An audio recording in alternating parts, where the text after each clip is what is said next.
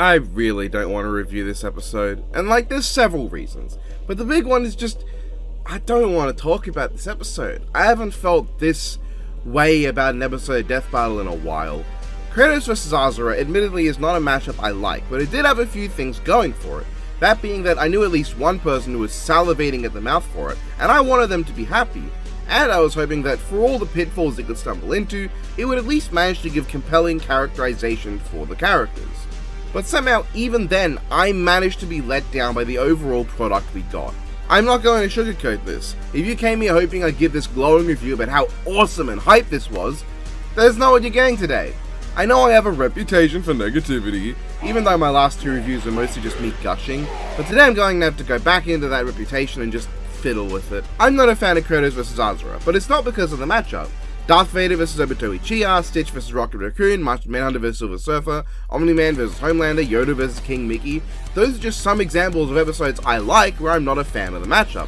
Ranging from, I'm not huge on it, but it did some things I quite like, to among my favorite episodes of the show. No, Kratos vs. Asura's problems are not fundamental, but structural and based in how it was handled. But how about instead of talking about Kratos vs. Asura, we can talk about something more positive, like this. Boy, I have a story to tell. Really, Dad? Yes, it was a few weeks ago.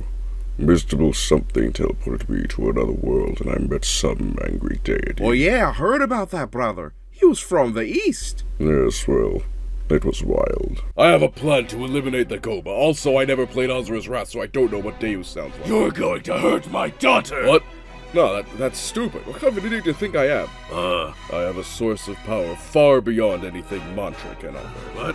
Something that contains no sugars, no calories, and no carbohydrates. What? Behold G-Fuel, the sponsor of our final victory over Vlitra.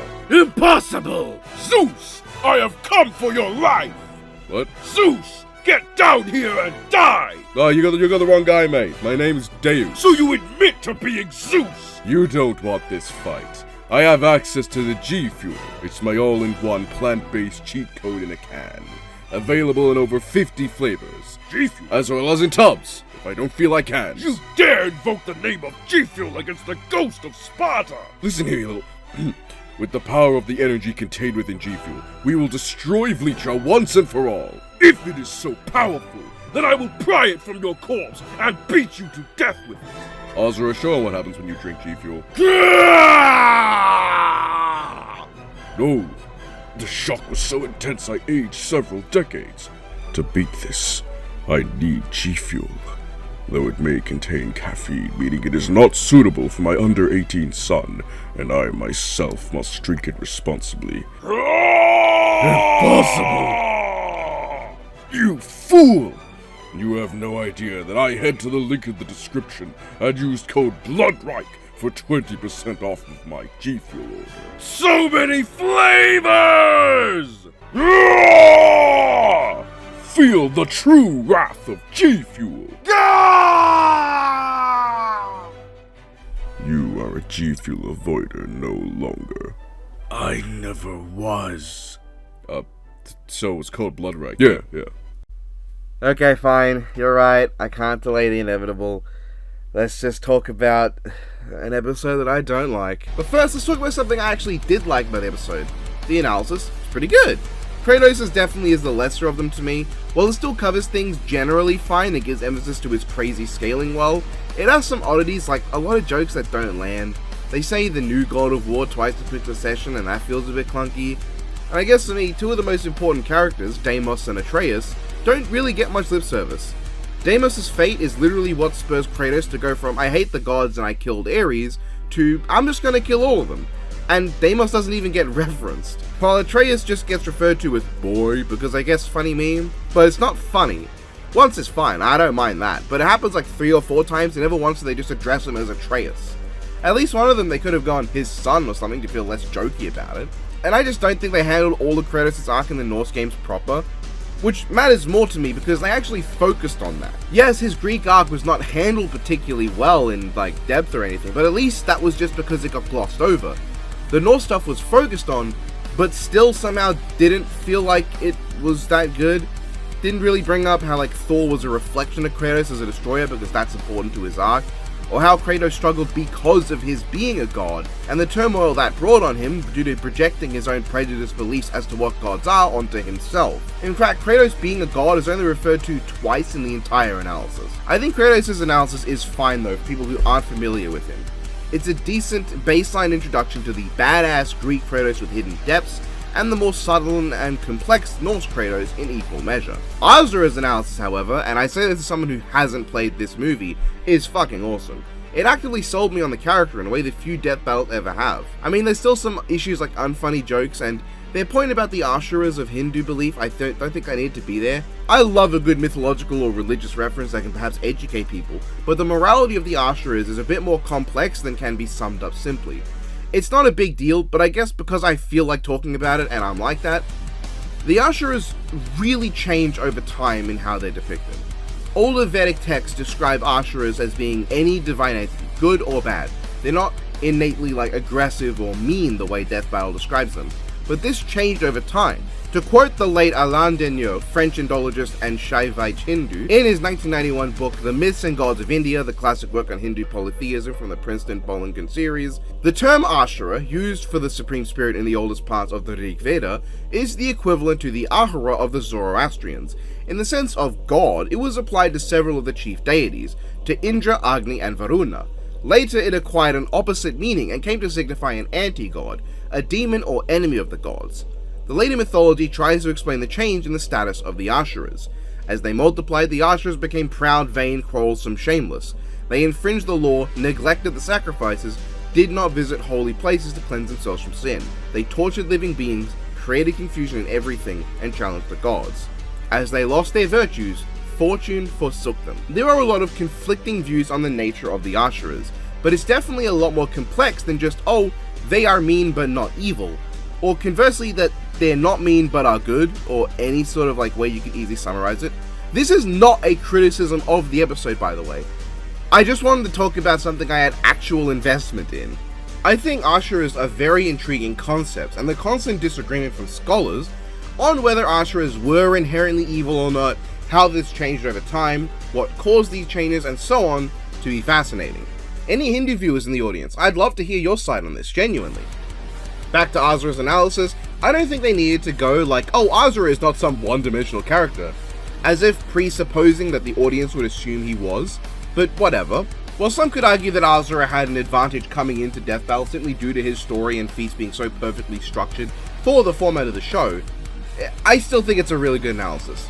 Now, I think they should have left the one-dimensional and Asura claims out personally, and that's because I think the end bit about how everyone saw him as this one-dimensional Wrath Man would hit so much harder if they didn't already establish that he wasn't. If they presupposed the notion in your head that yes, that's all he was despite the hints to otherwise, so that they could then subvert it with the reveal of Destructor and what it actually was, making it thematically tie in the audience to the characters, then it would have been better. Just like you thought that he was a one-dimensional hate man, and just like you're surprised when he shows more to his personality, they think he's one-dimensional, and they're also surprised. The ending is still fantastic, but I think it would have been more thematically rich and just interesting if they didn't already have that whole bit about how he's not one-dimensional, so the bit where they go, but everyone thought he was one-dimensional, when it's like, okay, but the analysis is, it's awesome, it's a great analysis. It makes Asura sound so compelling and interesting, this subversion of the classical sin of wrath trope, to instead twist the view to show how wrath does not have to inherently be bad just because some religious teachings tell us that it is, and that anger in general can be a force for good if channeled right. The idea that while Asura represented wrath, that didn't make him innately wrathful in the religious sense. It's not the extreme hatred unbalanced with reason that he feels. He has that reason. He has sanity. Others assume based on how angry he gets that is the sin of wrath, but it's channeling anger to avoid falling into that sin and instead finding in some way its counter virtue of patience. Not in the more commonly used sense of waiting a long time or anything, but patience in the more innate ancient meaning of being disciplined, having perseverance, not facing evil with evil for the sake of it, but facing evil with what's better for all.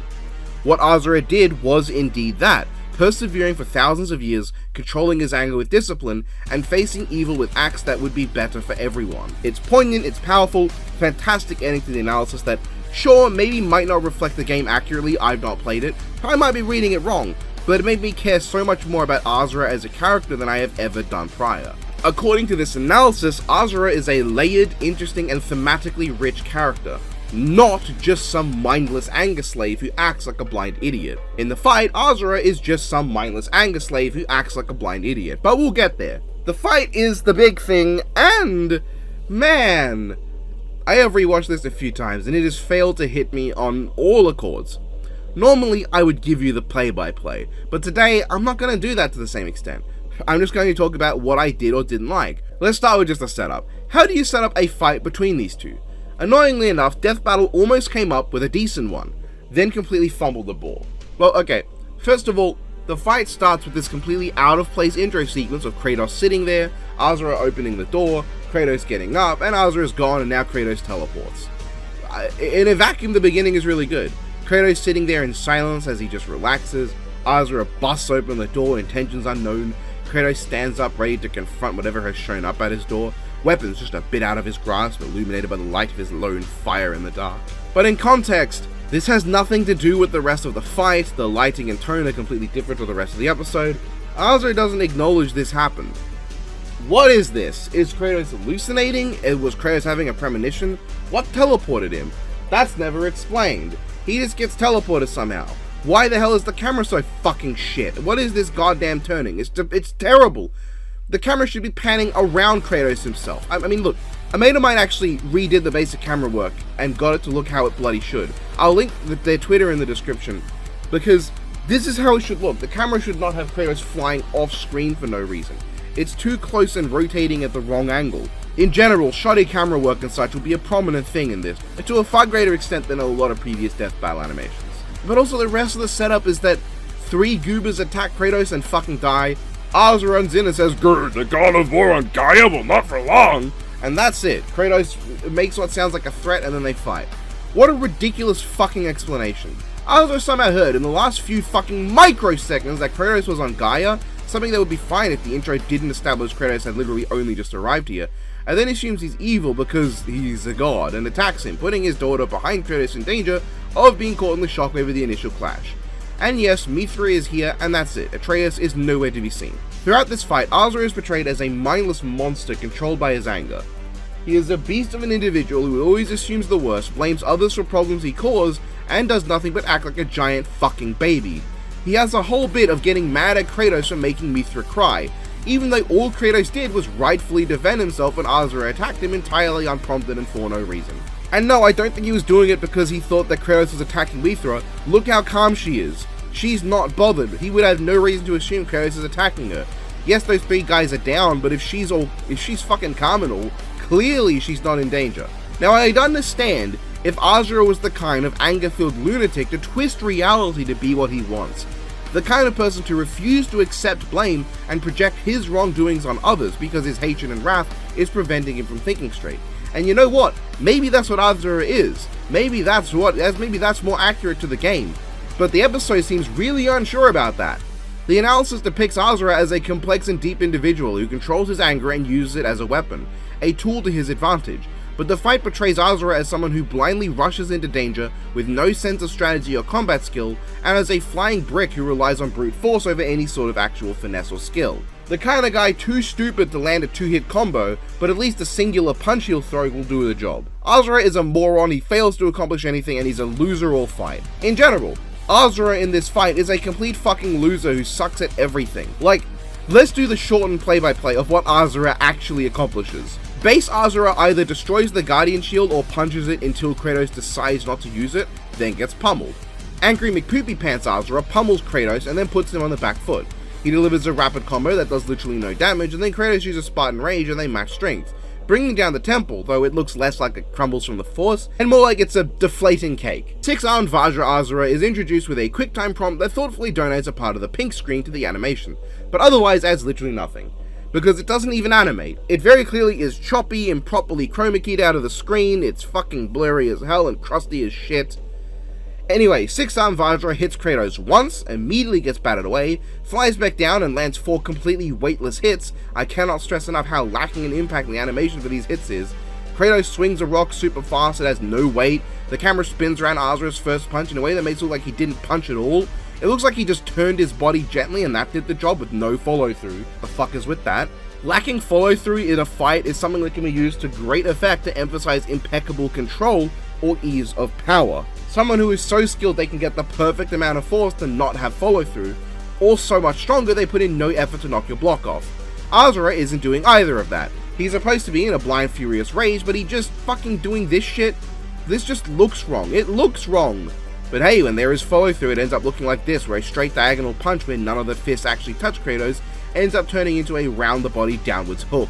The 2 kicks are generally fine, though the sound design could be better. Then the actual punch at the end is just no! There's a few frames of Asura pulling back. He punches Kratos, who doesn't move from it. Then Kratos goes flying back and Asura is pulling his arms back instead of moving them forward. You know, when a character freezes during hit, it's to imply time slowing down from the impact, and the explosive release of the blow coincides with the attack having a follow through like it's carrying a ton of momentum that would send someone flying.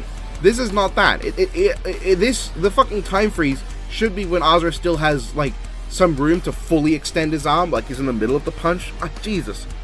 So what does this 4-piece meal do? Nothing. Kratos is completely unharmed and ready to start dropping dopey RB bars. Kratos then impales Asura and throttles him in what's literally just a haze of spinny effects as Kratos rotates in place and dumps Asura. Kratos firing out blasts with the Jorpnir spear does look nice, but hey, look at that, Asura is just eating even more shit. 6-arm Vajra barely moves while firing out a ton of laser blasts. Kratos creepily stares at the camera and then easily one-shots it. Alright, next form, finally.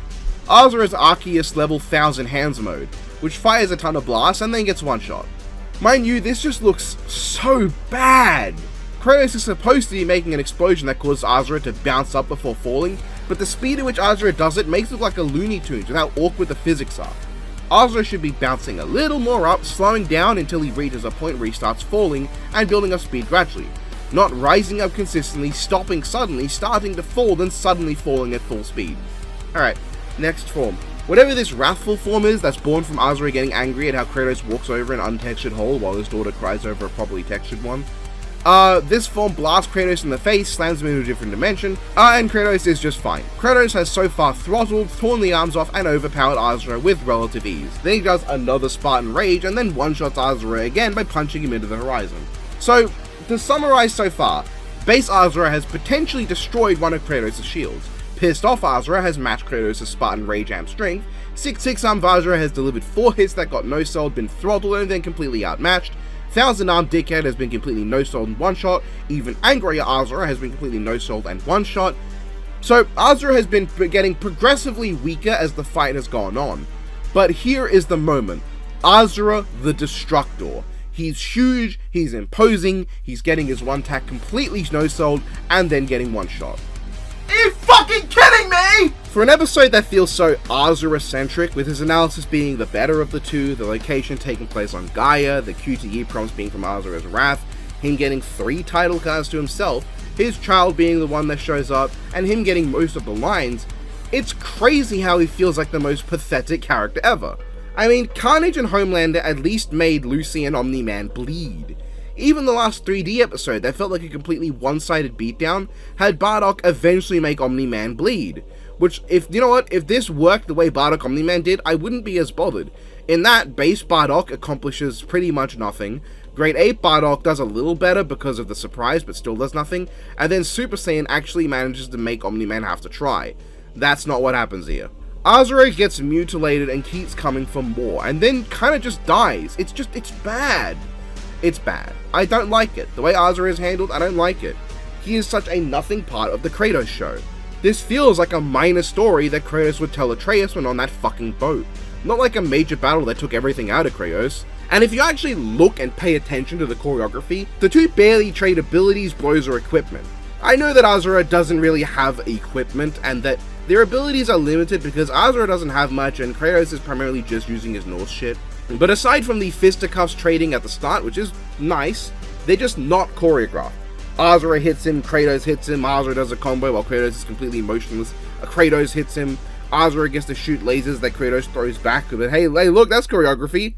Oh, okay, Asura throws lasers, Kratos throws spear, Asura hits Kratos, Kratos hits Asura, Asura throws punch, Kratos throws punch, Kratos stabs him. There's no nuance, there's no skill, there's no choreography here. This whole fight may as well be turn-based. Death Battle has had genuinely great choreography in the past, but this fight just doesn't have any past a certain point. And by the way, let's really talk about the fight, because it's so slow and padded. The fight feels really short, despite being over 6 minutes long, because nothing fucking happens in so much of it. Once Asura goes into 6-arm Vajra, he throws out 10 total attacks.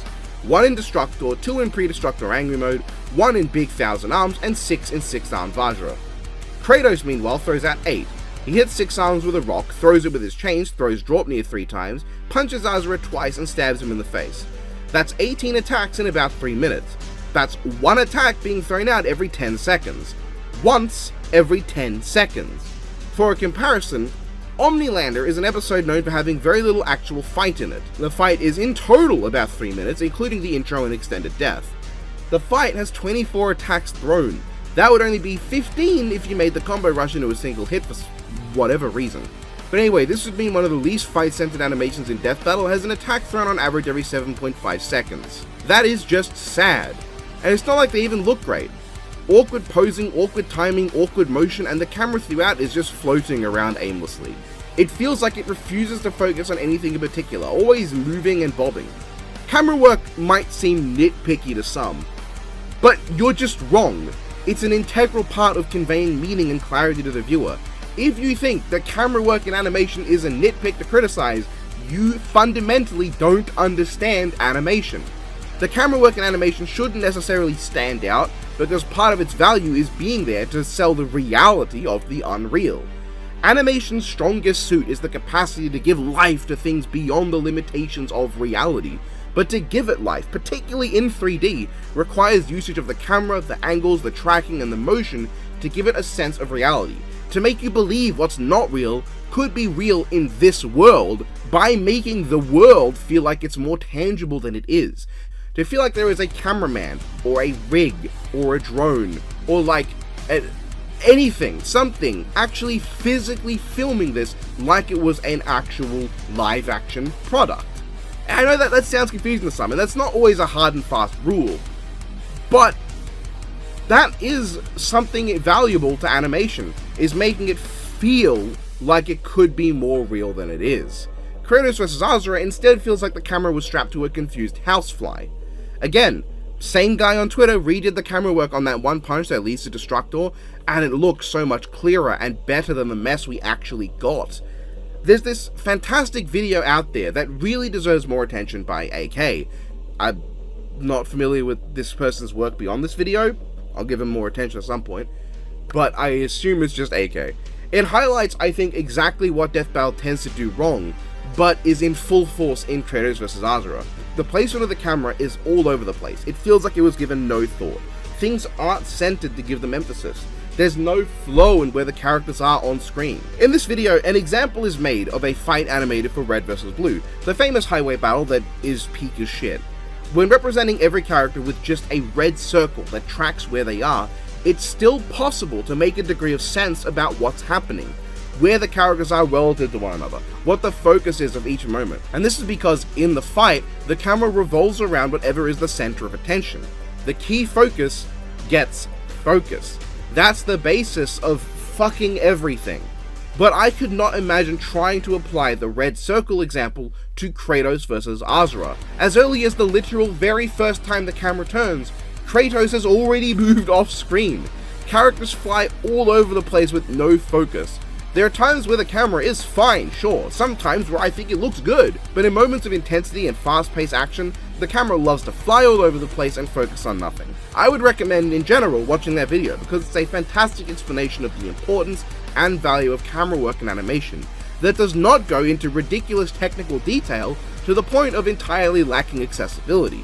And the little speech that the person gives at the end is pretty nice. Some of you might be wondering then, was there anything I liked about this fight? Because I made it clear. I don't think Asura's handled well, I think the choreography is bad, I think the cinematography and camera work is bad, but it's not all bad. The effects tended to look quite nice. There are a lot of just attack effects and animation bits that I think look pretty good. And holy hell, Asura the Destructor, for how pathetic it is in the fight, has one hell of an entrance.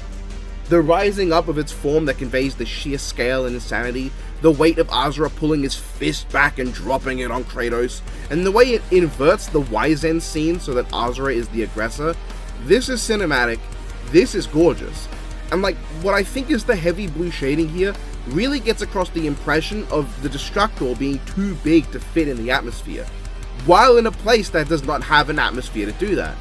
It's simply gorgeous. And while Kratos just jumping around and easily thrashing it is kinda lame, the actual way in which it's conveyed looks quite nice, with Kratos jumping across the rocks and stabbing Asura in the head. Don't know why getting his head stabbed would result in his chest stabbed, but hey, maybe that's a game thing. Even then, I still have some issues with the moment. I mean, Kratos' ridiculous, out-of-place Popeye cross Chef Shelio smile is unnecessarily funny, and has no place here. And Kratos stopping the fist, while cool, should have been accompanied by a God of War quick time. Even though with how bad the first one is, maybe I'm glad it's not.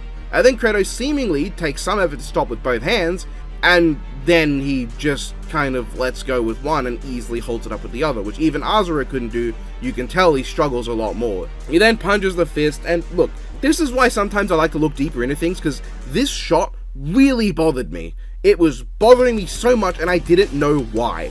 Then, I actually looked at the Wizen scene again, and I realized Kratos does not look like he punched up with all his might. He is literally just holding up his fist, which, like, you can see the difference in posture. Kratos then spawns in a tectonic plate-sized spear out of nowhere and rains down a bunch of spears that look quite nice, but fail to do anything to Asura visually. There's no effect for them hitting him, they don't impale him, which is probably fine because Kratos doesn't even detonate them, even though the next shot shows some of them did impale him. Kratos gives into his anger for the only time in the fight proper, and that lets him draw out his best weapon and end the fight practically. Yeah, and he's the guy with less control of his anger. All it does is make him finish things swiftly and practically instead of blindly swinging like an idiot. And if you thought I was done, sadly I'm not. And I don't want to be negative to this episode, but I just didn't like it much. They set up potential character work with Kratos bringing up his past, now Asura reminds him of it, and then it just never gets brought up again. Kratos seems to act like he thinks this is a mercy kill when all he knows about Asura is that he's an asshole that attacked him out of prejudice, and that's all. Asura says he was never a monster, as if he hasn't acted like a mindless beast all fight with no skill or fighting ability. Kratos looks back after leaving his Blade of Olympus there for some reason. He like sees the mural of like Atreus holding his body from Ragnarok, I think that's what it's supposed to be, and then just walks away from Mithra to grieve her dad, I guess because why not? I just don't get it. I don't understand why the episode is the way it is. I don't want to say it's due to budget, because if it was budgetary, don't make it 6 minutes long. It's not like the time was used well. It's a lot of just nothing happening, random fluff, and normally I like longer fights. I let the big moments sink in. It's something I've said. Some of my problems with modern death battle fights is that they're just not long enough. They don't allow certain things to really sink in and have that moment of, wow, what a hit. Because there's so little time that they can actually put into the fights that they have to immediately go, no, next bit we gotta put in. But this is a case where the opposite is true. This is not a fight that needed the extra time for the impact to set in. This is a fight that has that extra time and then doesn't fucking use it. Now, the Destructor stuff, ignoring some dumb looking shots of Kratos, does kind of have what I'm asking for here. My favorite bit of this fight is the Destructor rising up and the like two other shots of it like swinging his fist down, because those really sell the weight and the power coming down on Kratos. But that's it. And nothing in the fight has impact in the first place to warrant feeling like it needs that emphasis, I guess. And I guess, like, to an extent, none of Asura's attacks otherwise really feel like they warrant having emphasis because they do fuck all. I know not everyone will agree with my review. In fact, I hope you enjoyed this episode, because I want people to find beauty in what I can't. But this episode wasn't just a letdown, it wasn't just something I don't like, it was an episode I just think was bad. I have to wonder what happened during production. The storyboards that dropped as of writing this reveal a glimpse at what could have been. Instead of whatever all this is, we can tell the axe hits the ground, then the camera pans up, and Asura attacks it. When Kratos calls the axe back, the scene rotates around it to properly specify that Asura just outspeeds its return. Instead of this really fast and awkward rock smash, Kratos grabbing this pillar and swinging it both works as a reference to his game, and also has far more momentum and impact to it. Asura's combo on Kratos has the camera follow Kratos properly, instead of just being 2 kicks and then Asura gets tapped back to Earth. It lets Asura's attacks have impact and speed in equal measure simply from the camera work. And while you can argue that Kratos punching Asura down takes away from Asura's impact, him then shooting Kratos out of the sky means that his energy beams actually get to play a role in the fight, and Kratos actually gets to use the shield again after the first bit. Instead of Kratos just stabbing Asura and then not animating as effects play and Asura gets yonked, this sequence has the camera follow Asura around, building up speed and letting Asura look like a total badass by firing off attacks in the middle of being impaled and then shrugging off having corpses thrown at him just so he can throttle Kratos. Now when Kratos counters Asura's laser beams, it's the 3rd time that Asura has thrown out those laser beams, so it looks like Kratos is skilled and went for the spear specifically to counter Asura's attacks, expecting him to use them again, instead of Asura being a chump and the first time he uses them, Kratos immediately counters. Not to mention the insane badassitude of Asura fighting with no arms, using his mouth to pick up a weapon and still give Kratos the wombo. And the build-up of the ground getting progressively more cracked leading up to the fall down the chasm, instead of just one moment and then there's a huge gap. Now the storyboard has its own problems, namely that ending involving Asura destroying half of Gaia in a fit of anger, which feels very out of sorts with how Asura is portrayed. I mean, it fits with how he's portrayed in this fight, but not with the analysis. And then Kratos just kind of gets the super awesome, badass, superhero, cool guy one-shot, but at least the stupid line Kratos says makes more sense than the Destructor got to throw out more than one punch. I think if this was taken to the moon and Kratos wasn't portrayed as a hero, but just a man pushed to his limits, no longer holding back, it would be better. I mean, I guess you could interpret Kratos getting angry because he sees Asura like a titan and it's his history getting to him. Could have been conveyed better, but I don't think it's all that great anyway. But most of this storyboard is a vast improvement, or I guess most of the fight is a vast downgrade. Going so far from the storyboard that everything that was done with a purpose is now aimless and filled with random filler that does not fit with the pacing of board setup. The pacing of the fight and the choreography of the fight and what happens in the fight are all going at completely different paces. It's so weird.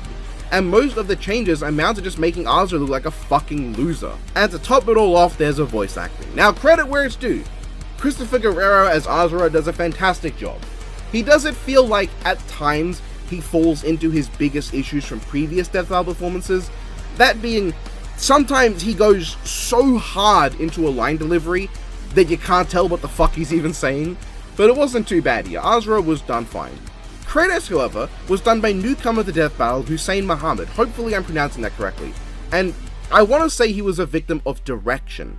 Muhammad does an acceptable job as Norse Kratos in his more quiet deliveries. He gets across the right energy, but for some reason as the fight goes on, it seems he bleeds into Greek Kratos, until he outright screams in a Greek Kratos impression, which feels so out of place coming from this body. I really don't understand why this is done. I guess this is to me what Ben 10's voice with that sprite was to Ben 10 fans. Not only is his Greek voice far worse than his Norse one, in my opinion, sounding like a passable impression but without the raw impact and power, but it's unfitting and weird for this character, like this version of the character. I can't get behind it, I don't know why it was done. Like maybe they're saying that their idea is that like when he gets angry he slips back into his Greek self, but that's so far from both the analysis and what he really is. I'm not a fan of it. And I don't like being this negative. I know it sometimes might seem like it. That's because I like to approach things from the view of what can I suggest as improvements to help in the future. It's like an innate need to help that makes me how I am. I make no apologies for the way I approach media analysis. In the same way, I hope you don't have to make apologies for the way you approach media analysis. While I will always try to find the qualities, I will also look for things that can be improved, instead of intentionally glossing over the problems because I want to be positive in what I would describe, if I did it that way, as fake positivity, as insincere positivity even. Even if the animators never watch my content, even if the people who make whatever I review will likely never even get a whiff of the name Nathaniel Bloodreich, perhaps, just perhaps, there's someone out there who will watch my content who will someday make something like what I'm reviewing, and may come to understand how they can avoid the criticisms I may bring up. Maybe someone will go, that bothered me too, and I just didn't know why. Maybe someone will be animators that think, am I doing the same thing that he's criticizing and not noticing? And when something has this many problems that bother me, distract me, and consistently throw off my enjoyment of the episode, it's natural I would end up with a video this negative, even if I'd rather it not be. This is not me going in with a fine-tooth comb to find reasons to dislike the fight. This is me disliking the fight and going in with a fine-tooth comb to figure out why I felt that way. I could have just gone, I don't like this fight, I don't know why, I don't want to try to look into what bothered me about it, because that is worthless media analysis. Now, I worry with putting it that way that I'm saying if you just don't vibe with something or do vibe with something and that's your only reason that that opinion is inherently worthless, what I'm saying is that that's not an analysis. And a lot of friends I have know that.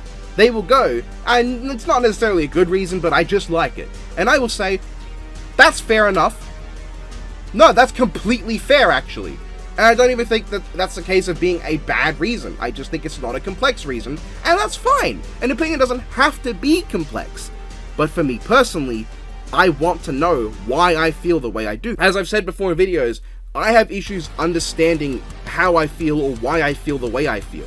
And so analyzing things helps me understand myself better, as well as understand what can be improved. I am myself an animator. Seeing these issues has brought to light things that I've never considered in my work, and makes me think, hold on, maybe I'm also doing that, and that I should fix that in my work. Now, some people are thinking, why are you going to come off like so aggressive? Well, that's because they want the video to be a bit more entertaining. And also, okay, you want me to just give a summary of purely constructive criticism, ignoring the examples and all that. Here's how I would improve next time, if this was to be a consistent problem, which this could just be a fluke. Make sure blows have proper follow through that flows with the motion of the attack.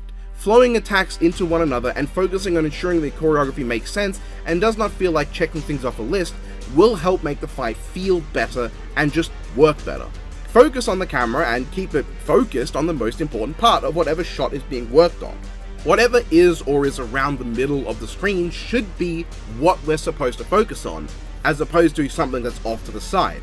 Now, if the camera is not moving at all, then there is some leeway there, I want to say, because it's not going to be that confusing because your eyes will naturally track the things of note. But when the camera is moving so much, make sure it's moving around what's important. Don't try to force things into the fight that don't need to be there. Make sure what is there has impact and is memorable, instead of making sure there's a lot of things that are entirely forgettable. Even if battle damage cannot be added to the models in the form of blood, injuries, or gore, focus on making sure it feels like both characters land meaningful blows through their framing, the effect it has on their opponent, and so on. In this episode, they could have given Kratos facial expressions that indicate intense pain, or better pain foley by paying the voice actor to do better pain foley. Ensure characterization does not contradict the analysis. Even if the characterization is inaccurate regardless, having it contradict the analysis means it will bother more than just the fans. A character acting out a character will generally not be noticed by people who don't know the character well. For instance, I probably wouldn't have noticed Asura being out of character but if it wasn't brought up in the analysis, because I don't know Asura. But as someone who doesn't know Asura, now that the analysis does such a good job of conveying him, I think that he's so out of place in the fight and doesn't fit with what was set up in the earlier parts of the video. Those are my main criticisms and like constructive things that I would want to see improve next time. Asura is, to me, one of the worst handled characters in Death Battle, and strangely enough, a lot of people would agree with me, but they do so because of scaling bullshit. Even though 91,000 times Universal Asura is about 91,000 times higher than most people had him, but whatever. To me, Asura here comes off like a whiny, brain-dead jobber who is a slave to his anger, and lacks any control. Someone who hypocritically believes he's better than he is, while acting like a presumptuous maniac. He is an incompetent fighter with no sense of skill, who throws out attacks like a mindless monster and accomplishes nothing. He dies having failed to injure his opponent whatsoever, and barely inconveniences the guy that beat him in general. I know that there was explicit intention from the crew to try and make the two seem balanced in this episode, to make it not look like them bullying the niche character by gassing up the cool popular one. But while the analysis successfully manages to make it balanced, almost one-sided to Asura even. The fight is a one-sided beatdown that clowns on Asura and treats him like the stupidest, most incompetent combatant on Death Battle in a long time, managing to do less damage than even Carnage and Homelander in their episodes. Hell, at least Super Friends Aquaman smashed SpongeBob's pencil in half and threw him to the other side of the universe. Asura accomplishes nothing. What a goober. The episode sold me on Asura in the analysis, and then immediately unsold me with the fight. I'm genuinely really sorry to feel this way, because I know that a lot of people on the Death Battle crew put a lot of passion into this, and at times I can see it, and that's really what gets me. But I think whether it be shoddy management, overblowing the budget, not having time somehow, or just whatever it was, I was not satisfied with the end result. And I guess if they were satisfied with it, then that's fine. I think that's fine. If the people behind the work genuinely thought this was the best they could do, I'm happy for them. I'm genuinely glad they feel that way, because while that makes me feel more guilty, and it makes me feel like the asshole for not enjoying it, in the end, a piece of art should satisfy the artist first and foremost. Because if the artist is not satisfied, then why should they expect anyone else to be? And if Kratos vs. Asura was an episode that, in its whole, was the vision of the people who worked on it, who made them come out looking at the finished product going, yeah, that's the best we can do, that's great. Genuinely, it's fantastic. I don't want to sound like I'm being sarcastic or snide. It's a little hard to avoid it. I am Australian. It's kind of innate to our blood. But I want to make it clear that I'm happy for the Death Battle crew if they really do think this is the best they could do. Because while I would disagree, my opinion matters less than the satisfaction they get from their work. As an animator, as a creator, whose friends are incredibly skilled artists, other people who make Versus content, or just great people all around who will occasionally do little doodles or work on like videos, or just do their own thing. I understand how good it is to make, how good it feels to make something and be happy with it. To come out going, you know what? Maybe not everyone will like this, but I'm happy with what I'm done, and I feel like I should share it, because if I like it, then that means someone else might too. I don't want to trample on that. I don't want to tell Death Battle and the people who made the episode that they're wrong for feeling happy with what they made. I'm just expressing how I feel. I'm expressing my opinion. I'm not expressing yours. I'm not expressing theirs. I'm not expressing Biffweed's. I'm not expressing Donovan's. I'm not expressing my little sisterina or my son, their opinions. This is my opinion. And I would hope that just as I want to respect what the Death Battle fans and community and creators think about this episode, you at least give a little credence to, this is just my opinion, okay? I'm not attacking yours. I'm not attacking you. I'm not attacking the episode. I mean, I guess I am, but I'm not attacking the episode in that way. I'm criticizing it and saying what I think should have been better. Not what objectively would be better. Not what objectively they got wrong. What I think could have been done better. Let's get to the conclusion then. I think given the situation, the conclusion is as good as it could hope to be, for the most part. It handles the category system fine, it does its best to try and explain things. I know people are mad that they didn't limit Kratos to gameplay and actually focused on the events of what happens in God of War. That's really the only way to put it. It's funny, they do that for all the video game episodes where the story matters more than the gameplay that inherently limits itself, and people seem to complain, except for with Asura, because keep in mind, most of Asura's stuff is just cutscenes as well, and like quick time events over cutscenes, whatever. It's not a hill I want to give a shit enough to die on. I genuinely don't care. I think they could have rephrased one particular part better. They mentioned Kratos does actually have feats on this level. The whole bit of like, it's easy to think he doesn't, but he does. But they don't give any. They just give off scaling, which I think is counterintuitive to what they mean, and what I think the wider community and general public think. I believe that this section at the conclusion was meant to sort of soften the blow for a lot of casuals and like people who are not even in the Versus sphere, who just know Asura by reputation, right? Because and I believe understandable, very understandable general opinion that Kratos was fucked from the start, because actually playing his games doesn't usually get across the power he has, which I believe, I want to say the creators of the games acknowledge, but I don't quote me on that. I think that Death Battle's attempt to counteract this sort of popular opinion was really poorly demonstrated. It would have been, I think it should have been, it's easy to think Kratos cannot match Asura's feats, but the games demonstrate clearly he can, instead of saying that he has the same feats. Talk about how characters as fast and strong as Asura fight Kratos and still lose. They get close to that. They bring up how Kronos did the same stuff as Asura and still lost to Kratos.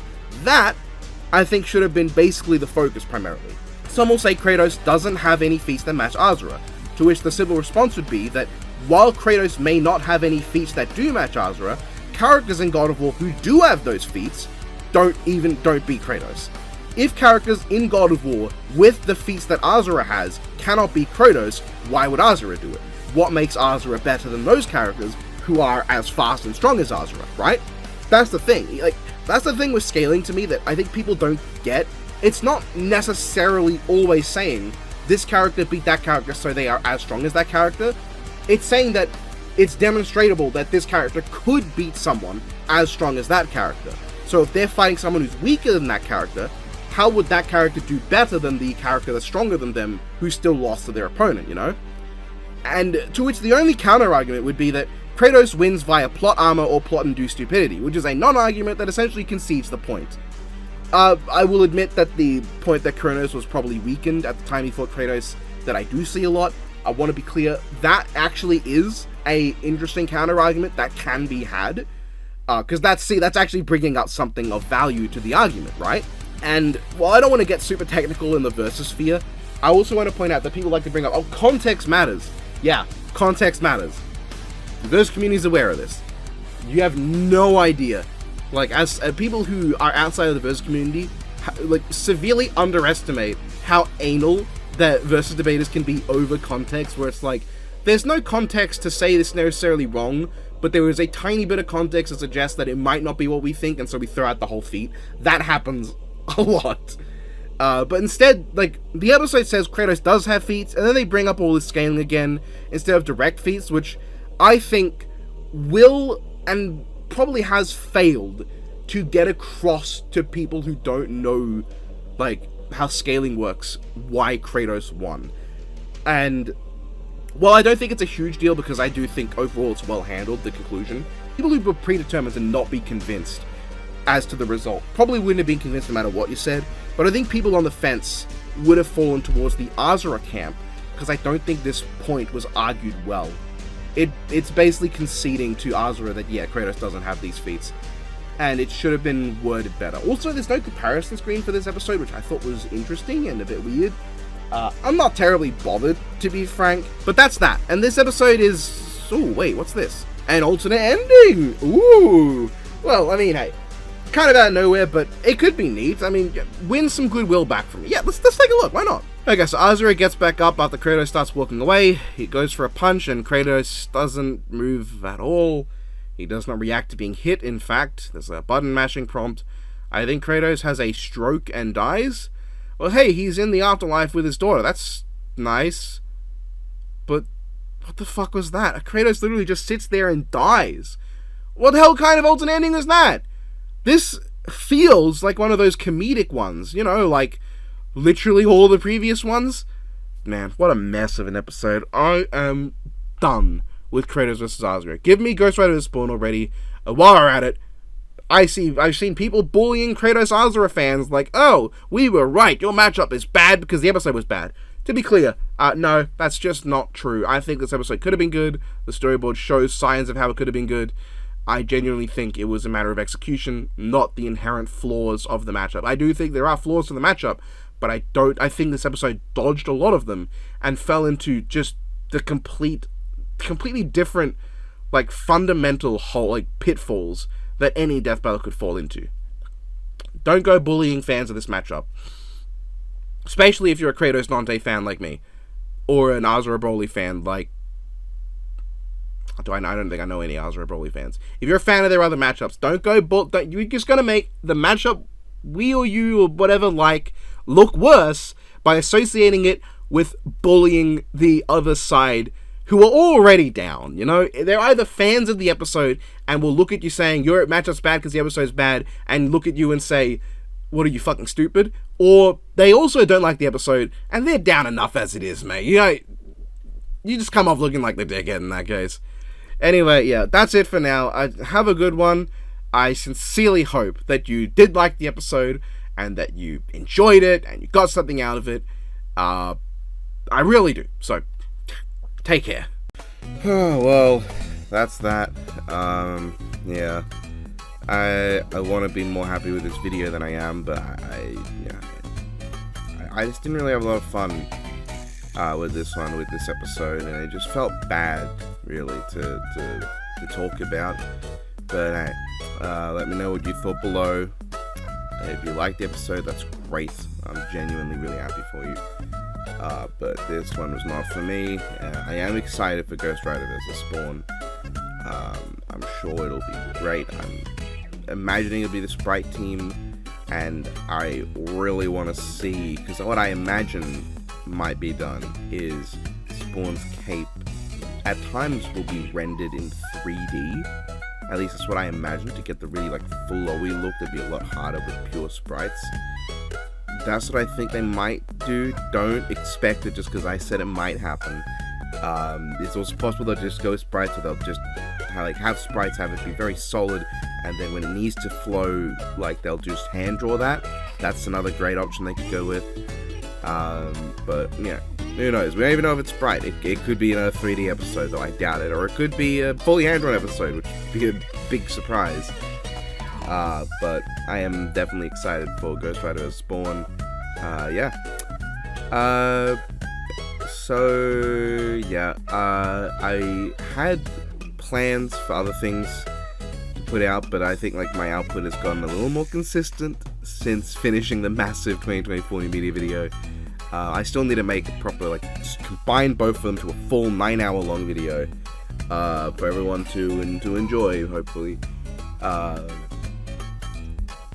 Yeah, so thank you to all my patrons scrolling by. You're fantastic, and I'm really going to need you because I'm not going to get a lot of payout from January's output because it was mostly just that one video.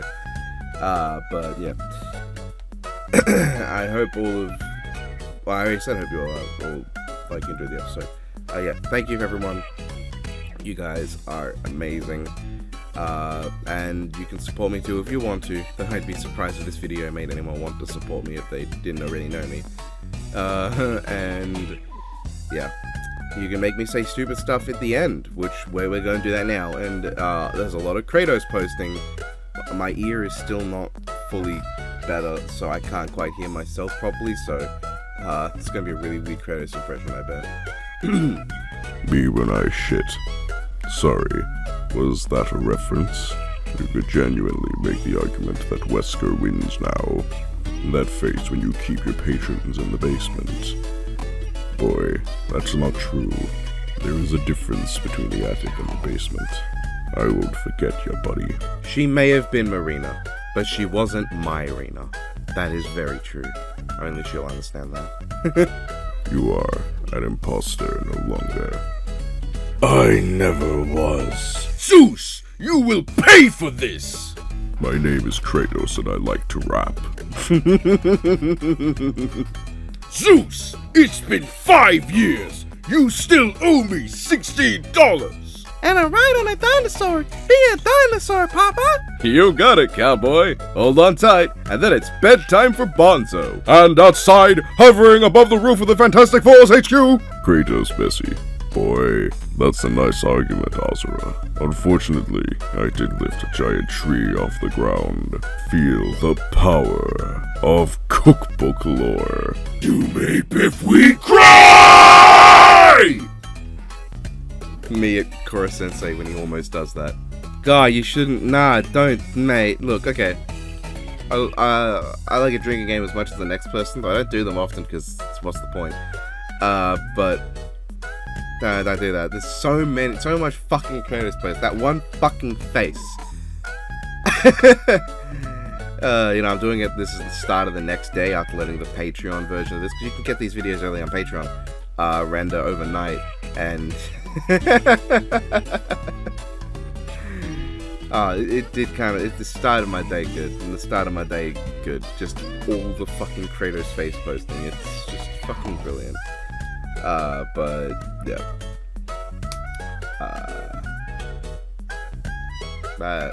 That's it. Have a good one, folks.